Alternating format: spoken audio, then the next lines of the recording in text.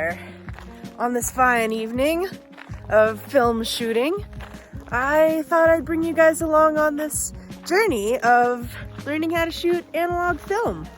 I've never done it before, but taking a class, learning how to use a darkroom and develop my own photos and shoot my own photos and change the aperture and the shutter speed and the ISO accordingly. Something that I've always wanted to learn, and I bet you there's probably quite a few people out there like me.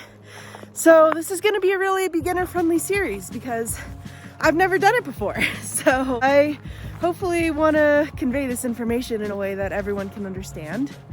I'm using this Nikon FM10 camera that my aunt used in high school and is kind enough to lend me, and this lens, which I'm not quite sure.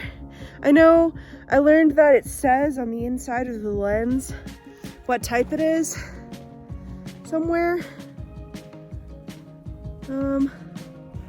Yeah, somewhere in there it says.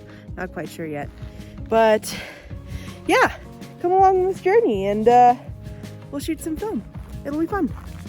This is now my third roll of film. I've already figured out how to get new film in there and yeah, take the old film out once you use it all. But I can't really show you that now since it's in the middle of a roll, but once I'm done with this, I'll make sure to film that process. One of the things I've found is with film, I guess all film comes at a specific ISO. So I got ISO 400 film, and you can see on this top here, that little number inside of, there's the dial and then there's like the little tiny number. That's 400. That's the ISO.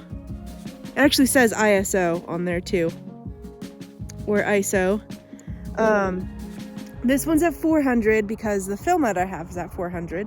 And I guess 250 is basically, if I put it on that, it would be tricking the camera into thinking that this is a slower, I believe slower speed film than this actually is. So the film would turn out weird, and vice versa. And then this top dial is the shutter speed, and it's all related to a second. That's Phoenix over there, squeaking his squeaky toy. So 1 is 1 second, and that's the longest exposure, and then the 2000, that would be 1/2000th of a second.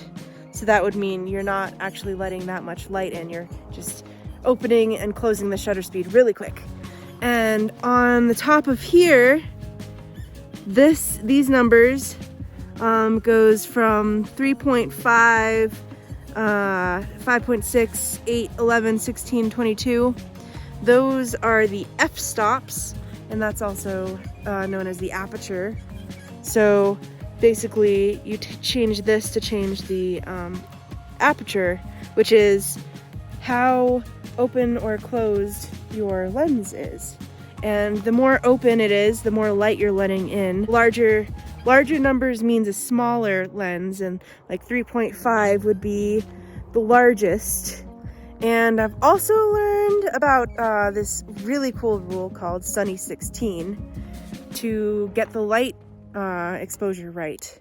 Analog film is basically just like finding the correct exposure depending on the light that you're given, and you know, zooming in or out and adjusting to get the exact right place in focus. And there's really only a small area of the camera that's actually in focus with these black and white analog films. Then you take the picture and then you develop it and hope it comes out all right. Let me know if you have any questions.